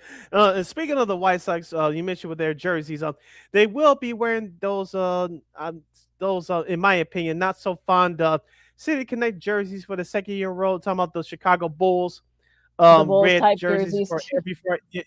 Yeah, for every Friday home game this year for the second year in a row. So look out for that. I know that the Murakami jerseys, not just in that style, but in the traditional white and black uniforms as well in gray, have been selling off the shelves from what I read and heard as well. So, but the White Sox will be wearing those red Chicago Bulls combination of jerseys, the ones that you saw them wear last year during the home games on Friday last year. They'll be wearing it again this year for every Friday home game at Sox Park. And your shoe do not own one, and I do not plan to own one anytime soon. Yeah, I mean, I think those City Connectors are usually for for the kids and such. So let the kids have those kinds of jerseys. But I know you're not too fond. I know some other folks aren't too fond of it either. So all right, but it is what it is with that one. But the Connect jerseys are always interesting and also very polarizing. So we'll see what happens there now. So quick sports media news. It's all but official. All but official here. Paramount confirms that it will combine with Paramount Plus with HBO Max. We talked about that.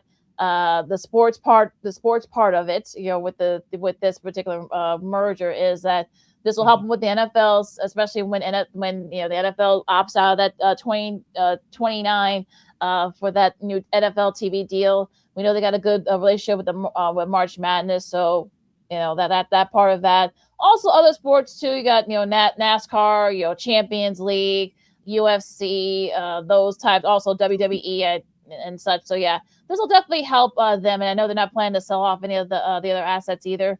So yeah, a lot of debt, but at least they'll be able to keep everybody in one umbrella. Yeah, and that's what's important here. We know that streaming is the name of the game, as Christine, the Queen Manica, who joins us on Fridays, always says. But you still have a spot for linear television, because that's where live sports really exists. Anything else, you have to go to streaming, and the way we watch our programs outside of sports here, that's how it is. But like I said, keeping everything in tap is very important too, because how many times we discuss on this show that you have to order this streaming service, that streaming service, to look for a specific show. And for sports as well, the NHL for their out-of-market games is on ESPN Plus. Same thing with MLB. They now own MLB.com TV, and so I haven't had the trouble accessing the MLB games, because I get it for free as a White Sox season ticket holder. But they're part of the ESPN Plus family now. Talking about with MLB.TV as ESPN takes that over. Of course, the NFL, you can get that package here on YouTube and along with your other cable satellite providers. And of course, the NBA. You had to go to Peacock for those games from the NBC side of things. And, of course, you can get the league package right here on YouTube, and as long as your other cable satellite providers as well. So streaming is the name of the game, and keeping everything in one bundle is another challenge. So with this deal, let's see if what that plan holds intact. Mm. So yeah, it's gonna be very interesting to see what happens there with this one. But yeah, definitely keeping everything all in one umbrella, like you said. I think this definitely helps them, with their sport, with the sports rights and such coming up down the line, especially with the NFL, with the opt-outs coming up in a couple of years. Yep. So should be interesting to see what happens there. All right, you listen to Second City Sports on Chicago City. LaKeena here with you.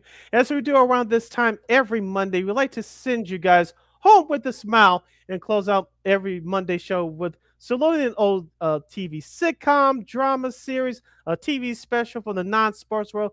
A few times sports will be a part of this too, as we've done in the past. But this is a non-sports segment we call Old School TV Mondays. We salute a show from the a blast from the past. And this week, LaKeena actually brought it up in our chat over the weekend. I'm surprised we haven't done this show yet, but this show started in the fall of 1987. It was on ABC. It was called Full House. That's right. Full House was an American television sitcom created by Jeff Franklin for ABC, and it was about a recently widowed father, Danny Tanner, who enlists his brother-in-law Jesse Kostopoulos and childhood best friend Joey Gladstone to help raise his three daughters, DJ, Stephanie, and Michelle, in his San Francisco home. It originally aired from September 22nd of 1987 until May 23rd of 1995, with a total of 8 seasons consisting of 192 episodes. While never a critical success, the series was consistently in Nielsen top 30 rating system from season 2 onward, and it continued to have an audience in syndicated reruns, and it was also aired internationally. One of the producers, Dennis Reisler, called the show the Brady Bunch of the 90s for actor Dave Coulier. The show represented a G-rated dysfunctional family. A sequel series, Fuller House, which we'll do in a future episode of Old School TV Monday, premiered on Netflix in February of 2016 and ran for 5 seasons, concluding in June of 2020. Yeah, I got some things to say about that show, but we'll get to that down the line. But going into this one, I think, look, this was definitely a totally different dynamic when it comes to families. Of course, you had a widower, with 3 young daughters. He brings his brother-in-law, his wife's brother, and of course his college best friend to help take care of him and raise him. And it kind of build on from there, all types of shenanigans and such. Of course, Lori Loughlin, you know, came out in season 2 to kind of add that female dynamic that was really desperately needed on that show, because especially with DJ, you know, becoming a teenager, it was going to be weird for that, you know, for her to talk about boys and such with her father, her uncle, and you know, her pseudo uncle, if you will. So bring Lori Loughlin on, Becky, bringing her on, I think definitely helped. You know, they made her a cornerstone. I think that kind of set that family dynamic and such. So yeah, I mean, look, it's one of those shows that, you know, it's still very popular. It's streaming on Hulu, like you said, it airs on repeats every day somewhere. So you know, you definitely could watch the show. But yeah, it was really a great show for what it was, because it definitely changed. It was kind of like, I would say it was kind of like 3 Men and a Baby, if you guys remember that movie that came out just right before the show premiered. So it kind of was that mindset of that too. I think I kind of follow it as a kind of like from 3 Men with a Baby formula, I think. That movie. I know you know John Stamos from his early work with General Hospital before he went to do sitcoms, and of course Mary Kate and Ashley Olsen's were the cute kids of the show, and of course they went on to do great things in the TV and movie world in that Disney world. Of course, you mentioned about Candace Cameron. She's the sister of she's the sister of Kirk Cameron, who starred on Growing Pains back at the same time. And of course, Jodie Sweeting, we all know what's been happening with her lately. We won't get into that, but she played the sister of DJ Tanner. So it was an all-around great cast, and I didn't know the story LaKeena until I saw one of those videos on YouTube, and I read it again somewhere around last year when they were surprisingly canceled by ABC. The WB at the time, not the CW, wanted to pick them up for 3 years, and something happened behind the scenes that didn't happen, and so Full House unfortunately wasn't able to continue. And of course, they had their grand finale show in May of 1995. I'm not gonna lie to you, LaKeena, I was sad at the same time because I really loved that show. Of course, they had guest stars on that show, including Jaleel White, after Mhm. Urkel blew up on Family Matters. I don't know if you remember Mhm. that episode, but Yes, he I made do. a guest appearance on that show. Mark Curry did too. Yes. Mark Curry did too. Of course, Michelle made a guest appearance back on Hanging with Mr. Cooper. Of course, those were both Jeff Franklin shows. So they had their guest stars on the show. They had the Beach Boys on there. Yeah. I remember that episode as Mhm. well. So that was a good family fun, family dynamic show. It's just something Ye that you don't have, unfortunately, in these days and times. Yeah, yeah. Doris Roberts, of course, appeared as Danny's mom. That was a cute episode. Scott Baio, of course. I think it was a season 3 episode. Of course, an old friend of Jesse's. The Beach Boys. Well, remember John Stamos was touring with the Beach Boys, at Mhm. that point. So yeah, that was they made a couple of appearances on that show as well. Now to piggyback off what you said, so that I heard this a few years ago. I think I saw it was John Stamos and Candace Cameron Bure that didn't want to do it anymore. That's why. Yeah, that's why it could have went on another 2-3 more years because the WB wanted Full House. Of course, they owned the show to be their flagship show. Mhm. I think we talked about this when we did Sister Sister because of course that show ended up being the flagship series, but they wanted Full House Yeah. initially. But John Stamos and Candace Cameron Bure told them no, we're done.